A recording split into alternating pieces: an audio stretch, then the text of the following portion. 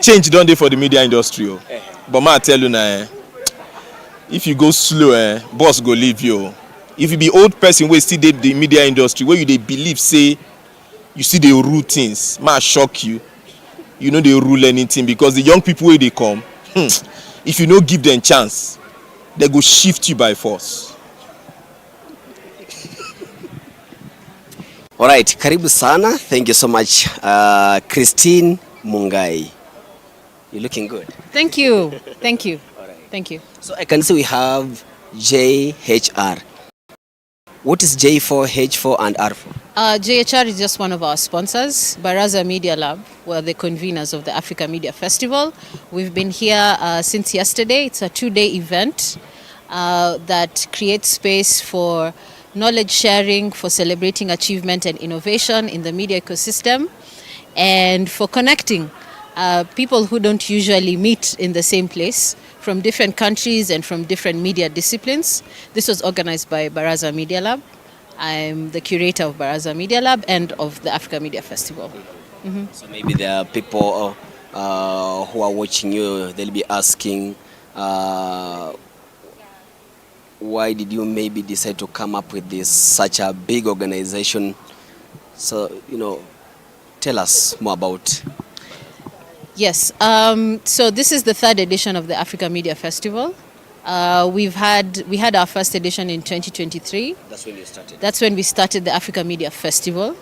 But Baraza itself has been in operation since December 2019. We're a space whose vision and mission is to strengthen the media ecosystem in Kenya and in the region and beyond. And we do that in different ways through various activities. For example, programs, fellowships, events like this one.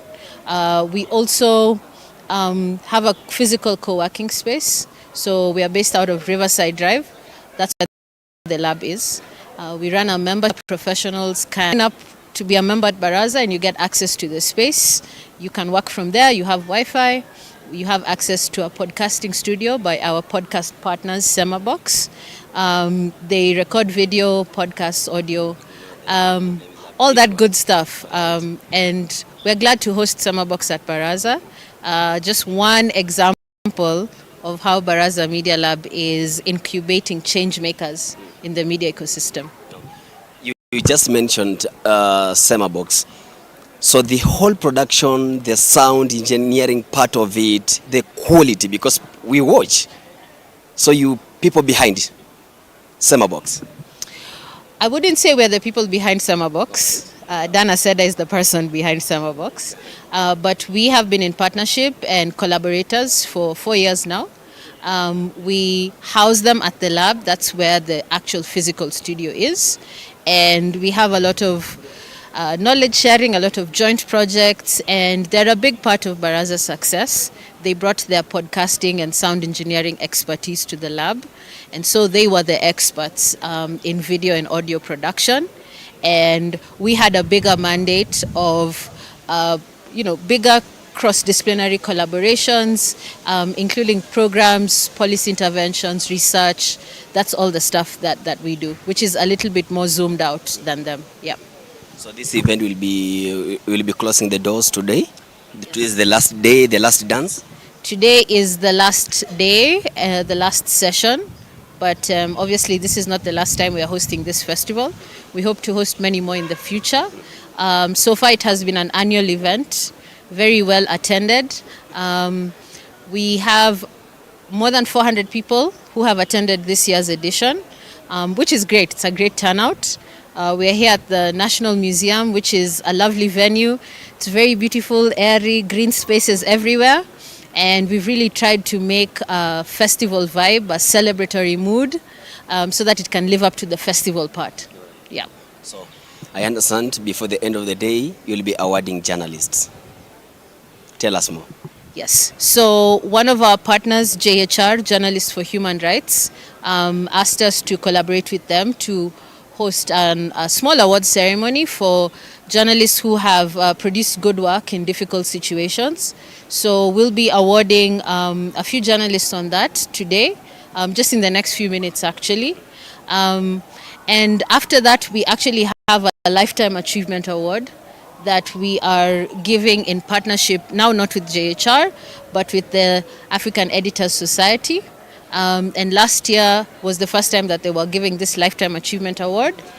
And this time, this is going to be the second edition that closes the AMF with this celebration of the people who do good work in difficult circumstances.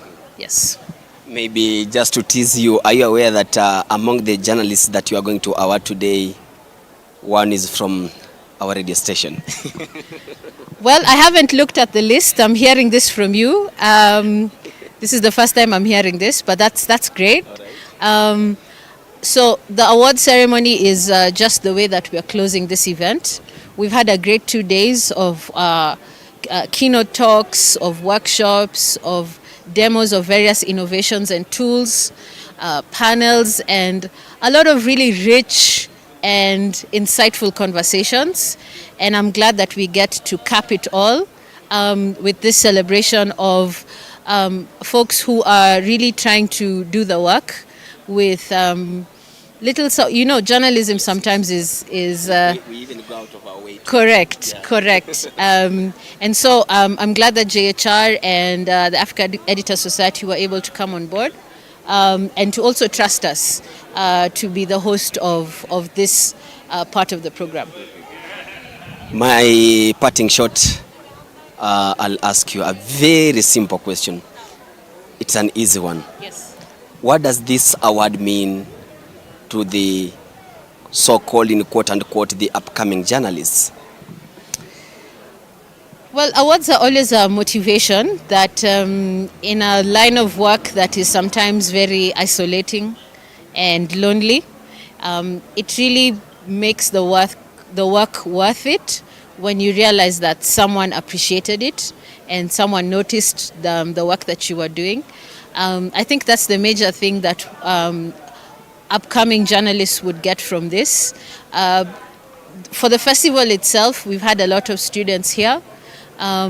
We've actually had a big contingent of 18 to 24-year-olds. And I'm really glad that we were able to attract young people to this event.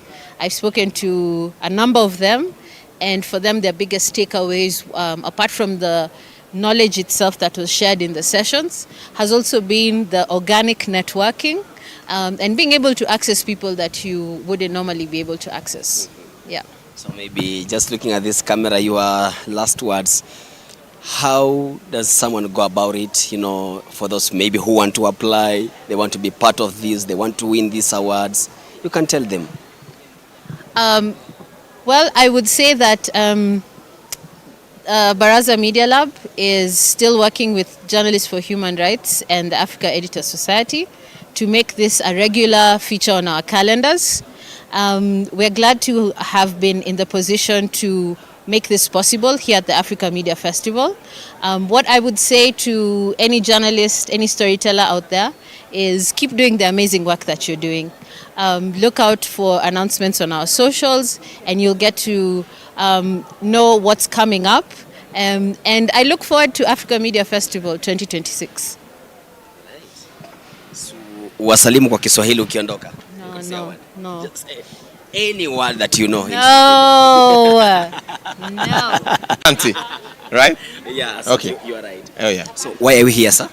Yeah, so I'm a speaker at this year's Africa Media Festival, and yes, I came to speak on fixers and stringers, the unsung heroes of yeah, and that's why I'm From which country? Where do you come from? I'm from Nigeria, Lagos, Nigeria. Lagos, Oh yes, yes. You people have become our brothers and sisters here in Kenya. Are you aware? Yeah, you're very, very aware because I realized there are a lot of Nigerians here. I was shocked. And we also watch your content. Thank you very much. I'm pretty sure that Kenya consumes a lot of your content, by the way. That's a first. That's good to hear. Yeah. Thank you very much. Agwina Popo. It's Aki and Popo. Yes. Say it in Nigerian. Aki and Popo. Aki and Popo. Yes. So how does it feel being such a big event? In all honesty, I'm lost for words because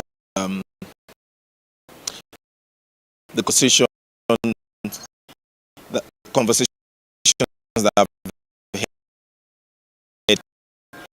had at this festival has been mind-blowing.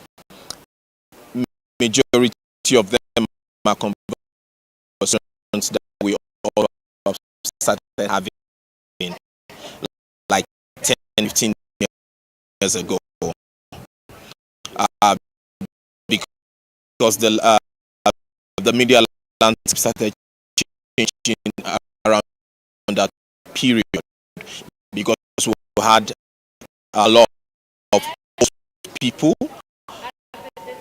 but they didn't have people to hand over the media industry to. In Africa, retire and huge gap, but never too late to do so. This conversation, means for a change, especially. Simple words, you are saying time for definitely the media right vibe become a lot. In terms of a break to that, I think it's time people to take over the media industry. And if we do that and change the narrative, because the narrative about Africa, it's not a very palatable one outside of Africa. So you have a lot of people coming to Africa with a damaged narrative about Africa. And I think it's time for the generation to start thinking of changing that narrative. And the only way we can change it if we have a lot of younger people in the media industry. Yeah. So speaking of younger people, we have the younger people and also the fake news, the propaganda, and governments have been blaming on the younger youths, and they say, you people are too fast in making, getting things done.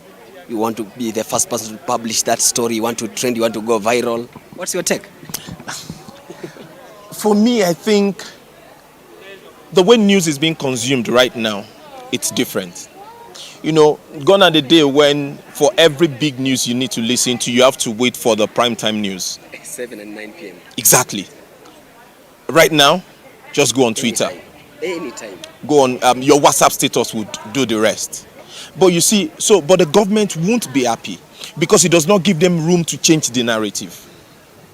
You see, from the time when the news breaks, maybe about 2 p.m., and when it goes into the primetime news where you have to wait, a lot of things has been done. A lot of damage control has been done. But you see, what then happens with the advent of social media is it eliminated that opportunity for the government to change the narrative. So majority of them are not happy with that. So you now see that it helps to a large extent. They are already overtaken by events. Definitely. It's shocking that you see there's a breaking news by 4 p.m. Yes. And nobody's saying anything about it because we're waiting to to break the news at the prime time. But guess what? With the advent of all of this, we have the bloggers, the who and who, and the fake news propagandas. You see, they put out this information, it makes it super easy. And you now see, instead of we doing the damage control, the government is the one trying to do the damage control. You then see the problem. So the advent of social media created a big problem for the government because it's difficult to manage the narrative. If the government announces right now that there is a ban on Twitter, you see a lot of people start promoting VPN because they want to stay online.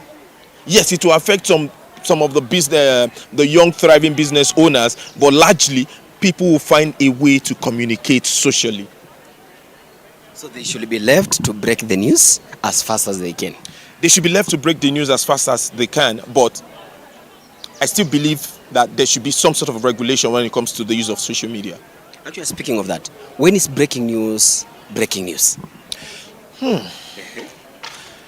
If you are the first to break it, especially when it comes from, the higher powers in quote unquote. So I don't believe the first to break the breaking news is the first. It's the person that has done his due diligence before breaking the news. Authenticity of the story. Exactly. There are some breaking news that are not even breaking news. There are some breaking news. Now, you see, with the advent of AI, I can break any news right now. With the advent of AI. By using my voice. Exactly. I can do a lot with AI to break a news. But guess what? If the next person now does a due diligence, then releases his own to say, well, breaking news, this and this happened, but guess what? It did not really happen because it was it was AI that was used to, to break the news. Now, you see, in as much as the news had been broken before, that becomes a bigger news. You now see the problem. So it's not about who breaks the news first that is right. It's about who breaks the news with accuracy. Yeah. I love it. Look at this camera. You're parting short your last words. There's a revolution in the African media. And the truth Say it again. There's a revolution in the African media sector. And the truth is, if you sleep on it, you lose. But if you join the bandwagon, you'll be happy for it. The young people are ready to take over the media industry. And the older people need to step aside. It's better they retire early now, or they'll be forced to retire. Say it in your mother tongue. Change don't dey for the media industry. But I tell you now, if you go slow, boss go leave you. If you be old person wey still dey the media industry, where you dey believe say you see dey rule things, shock you. You know they rule anything because the young people wey dey come, if you no give them chance, they go shift you by force. Is Kokabe Haile Gabriel Danyi. So I'm here from Ethiopia, and I'm here. I work for GIZ African Union in Addis Ababa, and we are here with the African Union to talk about the Move Africa initiative. We have a booth here, so that's what we've been doing the past 2 days, advertising the initiative of the African Union, which is about positive narratives on migration. That is why we're here. Said migration? Migration. Free movement, labor migration. We know that migration is beneficial, actually, but it has a different image. It's seen as something scary, sometimes also something you have to fend off. The African Union has a free movement of persons protocol that hasn't been ratified to a degree that we would wish that is ratified. Move Africa is really there to shift the narrative towards the potentials of migration, free movement, the benefits for the economy, for cultural exchange, for regional integration, and also see that if you have a continental free trade area, how are the goods going to move without people, for instance? So this is what we're here. So there's a cooperation between African Union and a couple of media houses like Baraza Lab, African Filter, etc. So there are quite some, AWIM, and so. And they are actually working again with content creators to create that narrative in different ways, different ways. Podcasts, video stories generally, but a story goes very, a long way. A good story. So that's why we're here. So what does it mean to maybe, now we are going digital? Actually, is it the right time to say that we are going digital, or we are already in digital? Things are moving so fast. So what does it really mean to the youths that are watching you right now? Well, the youth, I think Africa has a large population, youth population. All of them will one day work. All of them would want to have opportunities to work where they want to work, to live where they want to live. For that, we need frameworks, we need possibilities, and I think that is where the connection is. So a protocol or a law or a policy on a high level like the African Union has meaning for each and everyone in Africa. So I think that is where it comes from, and that's where it connects. So I think also, how the Africans move within Africa.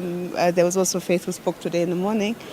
And I think that is actually where it connects. So digital, you also move already in your brain with your digital media without even moving, but it actually, you have a cultural mindset that is not, shaped only where you are physically, because of the interconnectedness of our world now.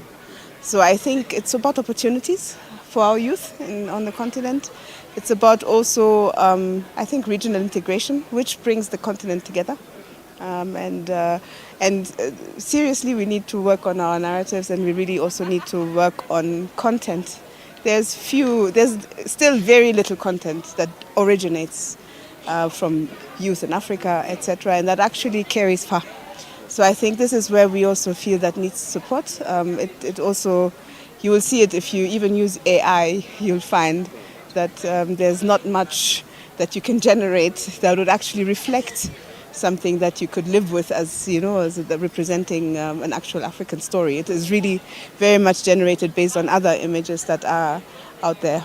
So I think for the youth, this is what I feel. There's a lot of opportunity in migration, but you also have to know that you need to be, you should be documented. You should not risk things.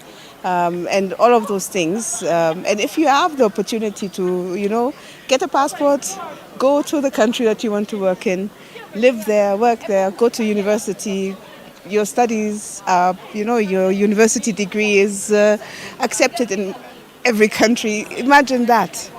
And you could use your skills and be productive, and also, your aspirations can come true. So I think that is really the vision of free movement and labor mobility in the region, and I think in the whole continent. And I think who else but the youth would profit or benefit from this? The youth are using social media, to call on their governments to do what is right. And maybe, if I may ask, which kind of content are you looking for from the youth? Move Africa doesn't prescribe content. It really leaves the content to the content creators.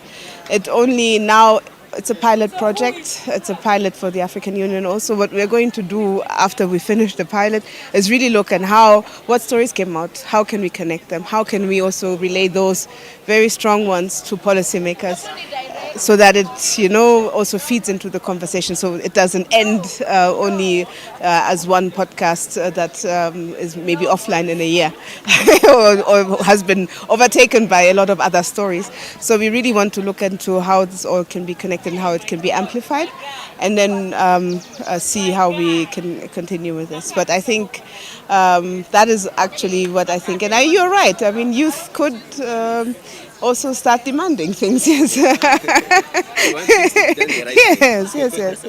Yes. Okay. Yes. Maybe your parting shot, just looking at this camera. My parting shot. I want to say that AMF is a fantastic festival. It has a very vibrant and energetic crowd gathered here of professionals of all walks of life. I found it very inspiring, and I hope to see you next year. Asante sana. Sema asante sana. Asante sana. Any other words? Any other Swahili word that you know? Oh, don't test me. Don't test Habari yako. I can go on, but it wasn't like no, leave me. I can say it in Amharic. Dana honu. Tena istalling. If I say nakupenda, what do you understand? Nakupenda? Yes. I just know the song. No, the song. So I love you. So ninakutana na Balkis Yasin, mzao wa Mombasa Mzaliwa Nairobi, mlelewa na muelewa wa Mombasa. Rejelea tena mzao. Mzaliwa wa Nairobi. Lakini mlelewa na muelewa wa Mombasa. Kwa hivyo mkazi wa pwani hasili. Naam. Naona hapo umevalia hii tag imetengenezwa shanga, naona Afrika hivi, na ndio maana tunaambiwa Baraza Media. Alright, tueleze mengi kuhusu Baraza. Haya. So kwa majina, mimi ni Balkis Yasin, ni naibu wa uendeshaji na wanachama pale Baraza Media Lab Mombasa, so Community Operations and Membership Associate. Baraza Media Lab ni shirika lisilo la kiserikali ambalo linazingatia sana fani au tasnia ya wanahabari na sanaa. Kwa hivyo hapa tuko katika tamasha la vyombo vya wanahabari Afrika, edition ya 3, Africa Media Festival. Naam. Kwa mwaka watatu mtawalia? Naam, watatu mtawalia. Yes. Mwenyewe umekuwa ndani vile kwa hiyo miaka mitatu umekuwa ndani? La hasha. Nimejiunga na baraza mwaka uliopita. Katikati wa mwaka uliopita hasa, kwa hivyo mara yangu ya kwanza kuhudhuria tamasha hili, lakini ni nimehusika sana katika maandalizi yake, hususan katika area ya maoni. I was in charge of feedback. Kwa hivyo tujue wanahabari wetu ama wahudhuria wetu walivyokuja, je, tamasha limekuwa vipi, tumeliandaa vipi, malengo yetu je tumeyatimiza. Wewe kama mhudhuria ama kama mwanahabari, je, umetangamana na wanahabari wenzako kutoka bara la Afrika? Je, umejifunza mapya? Theme yetu ya hii mada yetu ilikuwa inalenga sana katika akili, let me use English, artificial intelligence and the use of technology and bridging the digital divide. Kwa hivyo sessions nyingi ambazo zimefanyika was a lot of conversations around advocacy and use of digital media and the new media as we're calling it. Naona siku hizi jenzi kidogo hatusome gazeti tena. Kwa hivyo unatupata katika mitandao, unatupata mitandaoni, magazeti, magazeti pia tunapata online. Kwa hivyo a lot of fact checking kuhakikisha kwamba habari tunazozipata je ni za kweli, zina athari mbovu au zina athari nzuri, zinaeneza chuki au zinaeneza ujamii. So hizo ndo conversation ambazo we've had around Africa Media Festivals. Of course, kwa niaba yetu ya kujumuika na wasanii, there've also been performances. Jana pia kulikuwa na Eric Wainaina and the team doing civic canvas. Kwa hivyo kwa aliyekosa tamasha mwaka huu naona amekosa kwa wengi, lakini we will be back again next year bigger and better. Labda tutakuja pia Mombasa tukue na yetu, kwa sababu tunasema pwani pia ni Kenya na pwani yetu ni kubwa sana. Kwa hivyo we look forward to segregating and distributing all of this. Kwa sasa Baraza Media Lab inaongezeka, nafasi ya Mombasa iko tayari, it is up and running, napatikana Fontanella, jengo la Shazmir Enterprise. Pale tu jengo la Bata, ukipiga kona kidogo hivi utatuona entrance 4th floor. We have spaces ambazo zinakuja Kisumu, Nakuru, ingine ya Nairobi Industrial Area, Kakamega na Turkana kadhalika. Yes, all of this courtesy of the Sanara program by Mastercard Foundation. Labda kwa wale ambao hawajaweza kufika, wanafikiria kwamba kuna watu ambao walifaa kufika, labda wao hawajapatiwa mwaliko, hawajui kuna kwendaje, utawaeleza vipi? Nitasema mwanzo shughuli ni watu na watu ni sisi. Kwa hivyo wewe ndio mheshimiwa, ukijihisi kama wewe ni mwanahabari au unahusika katika wanahabari, wewe ni mwandishi, wewe ni msanii. Uzuri wa shirika letu hatubagui, hatusemi labda ni msanii wa filamu ama ni msanii mwimbaji. Tuna cater across all the artist forms, performing arts, theater, written arts. Kwa hivyo njoo, hata kama unaona wewe si msanii, huwezi jua labda uko na usanii ndani yako na bado haujaipata. Unaambia everyone has a talent. So wewe njoo pale Baraza, we will have our doors open, tutazungumza, tutajua zaidi. At the end of the day, sisi ni shirika ambalo tunataka kuinua jamii yetu. Kwa hivyo hata waweza kuwa labda si mwimbaji, lakini uko na kipaji ama uko na kitu ambacho kinaweza kumsaidia yule mwimbaji kujikuza. Kwa hivyo come one, come all. So kwa ufupi unachosema ni kwamba wale ambao wanajiunga na baraza kama hili si lazima awe mwanahabari tu, anaweza kuwa mwimbaji vile vile. Anaweza kuwa mwimbaji, kwa sababu na mwimbaji pia anaeneza neno, anaeneza habari. Akona ujumbe wa kutuambia sisi. Alafu unapoangalia mashinani kwa wingi, na wao vile vile mnawazawidi. Naam, kwa kivipi? Tuwazawidi kwa kivipi? Si wanaeneza injili, wanaeneza neno. Wanaeneza taarifa zinafikia serikali na kabisa watu husika.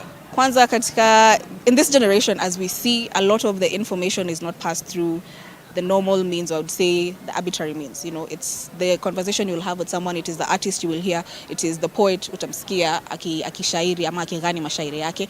Kwa hivyo tuje sote, I believe sote tuko na jambo la kusema, tuko na jambo la kueneza, tujihamasishe kama jamii. Naam. Yes. Maneno yako mwisho, ushauri wako na saha kwa wale ambao wanakutazama kutoka nyumbani na wale ambao wanakutazama kutoka uhaibuni? Ningependa kusema kwa mwaka huu, the changes that have been going on in terms of particularly now media and information and digital literacy, ningependa tuseme tuwe very particular about getting the correct information. Najua habari iko kwa wingi, iko nyingi, but let us be fact checkers. Nihakikishe kama ninaieneza ama kama ninairetain kwamba ni kitu sahihi na ni kitu ambacho inatujengea jamii na siku ya admission. Na ndo hayo. Thank you. Nashukuru kwa kuja. Bila shaka huyo ni mwanahabari wetu, tunamzungumzia Omar Mazeras ambaye amejishindia tuzo kubwa sana hapa. Tuzo hii mwenyewe anasema kwamba ndio sasa inaenda kubadilisha maisha yake na mtazamo wake kuhusiana na aswa taaluma yake ya wanahabari. Omar Mazeras ameileta hii. Ronnie Reagan ataleta nini? Isaac ama Prince Isaac ataleta nini? Nawe Yugebwize kwenye kipindi chako utaleta nini? Ewe Saumu Ashura, tunamzungumzia bosi wetu mwenyewe Kadra Hussein. Vile vile ni changamoto kwetu sote, ila kwa kila mmoja aliyefanikisha mchakato mzima usimamizi wa idhaa ya Mo Radio. Tunamzungumzia Mohamed Ali, mbunge wa Nyali, ambaye ndio haswa msimamizi mkuu wa idhaa hii. Tunasema asanteni na hongera sana kwa kumpatia kijana wetu nafasi ya kuendelea kuchupa na angalau kuangazia taarifa ambazo zinamhusu mwananchi wa kawaida. Tuzo hii ni yetu sote, ni ushindi kwetu, na inamaanisha pakubwa sana kwa kila mmoja aliyetia kidole chake kuhakikisha kwamba taarifa hizi zinakwenda hewani na kuyabadilisha maisha ya mtu. Nikiripotia Mo Radio kutoka katika tunazungumzia makafani ama makavazi ya Nairobi National Museum. Haya ni makavazi ya Nairobi National Museum hapa jijini Nairobi katika barabara ya Ojijo. Jina langu ni Ronnie Reagan na kutakia wakati mwema. Kwa heri kwa sasa.